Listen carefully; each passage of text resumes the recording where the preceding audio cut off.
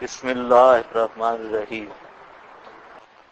فی قلوبہم مرض، ان کے دلوں میں مرض ہے۔ مرض کا مطلب ہوتا ہے بدن کا اعتدال سے نکل جانا، خروج البدن عن الاعتدال، اعتدال سے نکل جانا۔ مرض کی دو قسمیں ہیں، ایک مرض جسمانی اور دوسرا مرض مانوی اور روحانی۔ جس طرح جسم بیمار ہوتا ہے، جسم کو بیماری لگتی ہے، اسی طرح روح بھی بیمار ہوتی ہے، روحانی مرض بھی لگتی ہے، مانوی مرض۔ جسم کی بیماری شوگر ہے، روح کی بیماری شرک ہے۔ اسی طرح جسم کی بیماری کینسر ہے، روح کی بیماری بدعت اور نفاق ہے اور الحاد ہے، یہ روح کی بیماریاں ہیں۔ تو اللہ فرماتے ہیں ان کے دل میں مرض ہے۔ اب اس مرض سے کیا مراد؟ مفسرین نے بحث کرنی شروع کر دی کہ کیا دل کے دورے لگتے ہیں؟ یہ قلوب ہے مرض، شوگر کے مریض ہیں مرض۔ بعض نے کہا کہ یہ اس مرض سے مراد کیا ہے؟ روحانی مرض۔ والمنقول عن ابن عباس وابن مسعود ومجاہد وقتادہ، ابن عباس ابن مسعود وغیرہ بھی کہتے ہیں کہ یہ روحانی بیماری ہے۔ معنی کے اعتبار سے بھی یہی بات واضح ہے کہ یہ مجاز ہے، اور اس سے مراد کیا ہے؟ روحانی بیماری، اور روحانی بیماری نفاق والی۔ روحانی بیماری کون سی؟ نفاق والی۔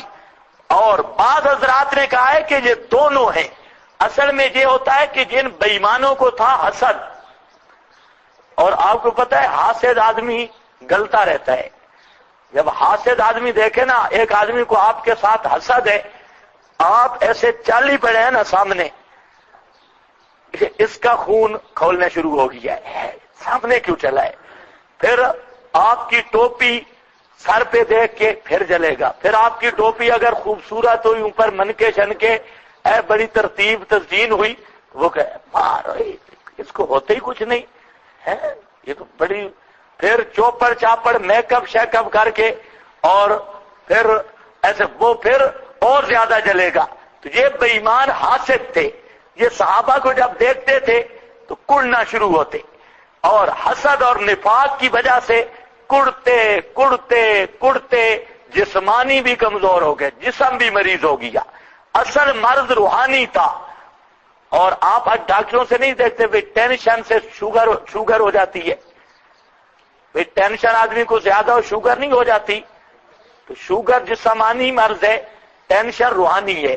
تو ان کو اصل ٹینشن تھی منافقوں کو، اور اس ٹینشن کے بعد جو ہے جسمانی طور پہ بھی لاغر ہو گئے، کڑ جل سڑ جسمانی طور پہ بھی کمزور ہو گئے۔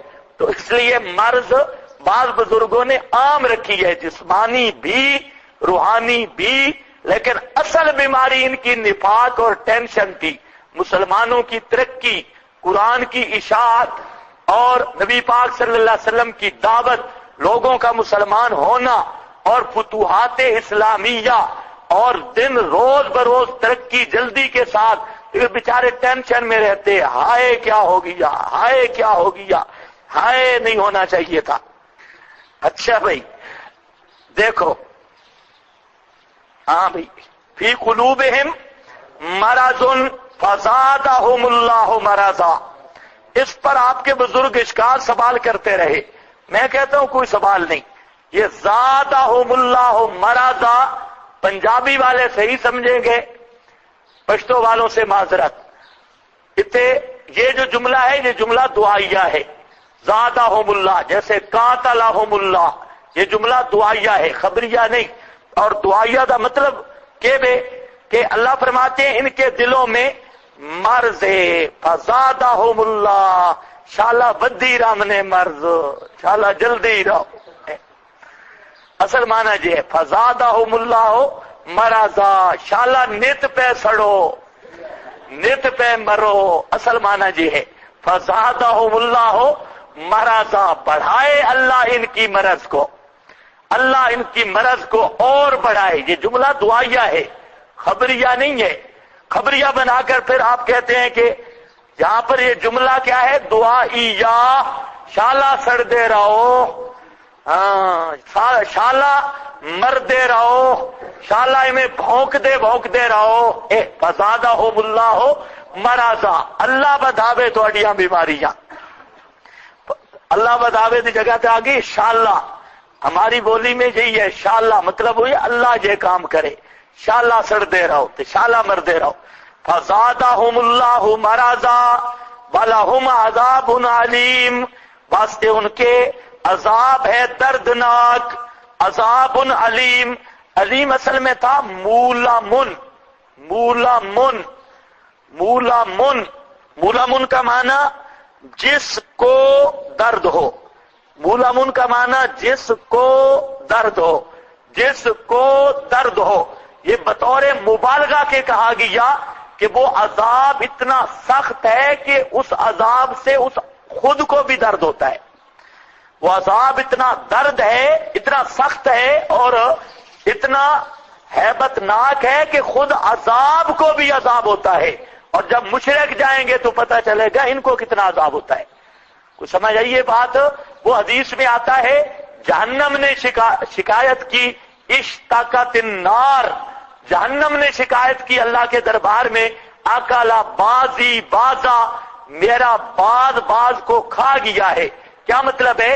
کہ میں اپنا حرارت نہیں برداشت کر سکتی، میرے بعض حصوں کی حرارت سے بعض دوسرے حصے وہ لاچار ہو چکے ہیں، اس لیے مجھے سانس نکالنے کی اجازت دے دی جائے۔ تو معلوم ہوتا ہے کہ جہنم کی آگ اتنی سخت ہے کہ عذاب کو بھی کیا ہوتا ہے؟ عذاب، اس لیے مولمن علیمن، اصل میں کیا؟ مولمن، دردناک۔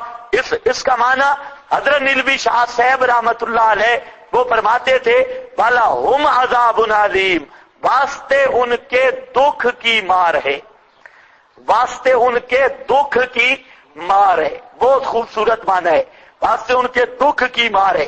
بِمَا كَانُوا يَكْذِبُونَ، بوجہ ان کے جھوٹ بولنے کے، ان کے جھوٹ کہنے کے، بوجہ ان کے جھوٹ کہنے کے، یہاں نہیں کہنا، یہ نہیں مانا کرنا بوجہ ان کے جھوٹ بولنے کے، بوجہ ان کے جھوٹ بولنے کے یہ معتزلہ کا معنی ہے اور خارجیوں کا معنی ہے، اور بوجہ ان کے جھوٹ کہنے کے یہ اہل سنت کا معنی ہے، دونوں میں فرق ہے۔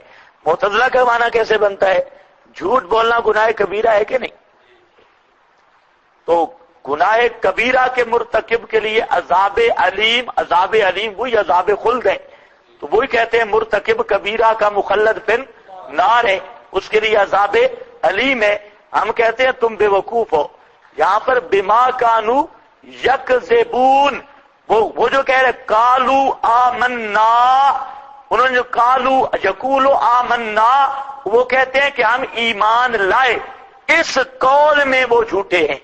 بما کانوا یکذبون، یہ جھوٹ بولنے کی وجہ سے کہ ہم ایمان لائے، حالانکہ وہ ایمان لائے نہیں تھے، اوپر اوپر سے اظہار ایمان کرتے، جھوٹ اور افترا کرتے، اگر مومن ہوتے تو بچ جاتے، لیکن مراد کیا ہے؟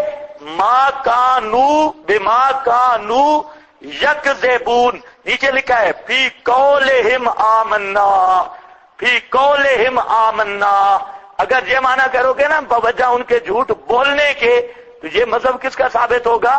معتزلہ اور خوارج کا۔ اور یہ معنی بوجہ ان کے جھوٹ کہنے کے، وہ کس جھوٹ میں، کس بات میں جھوٹ کہتے؟ فی قولہم آمنا، وہ آمنا کے قول میں جھوٹے ہونے کی وجہ سے ان کو ہمیشہ کا عذاب ملے گا۔ وہ کبیرہ کے مرتکب نہیں، بے ایمان کافر تھے، اس لیے انہیں عذاب علی ملے گا۔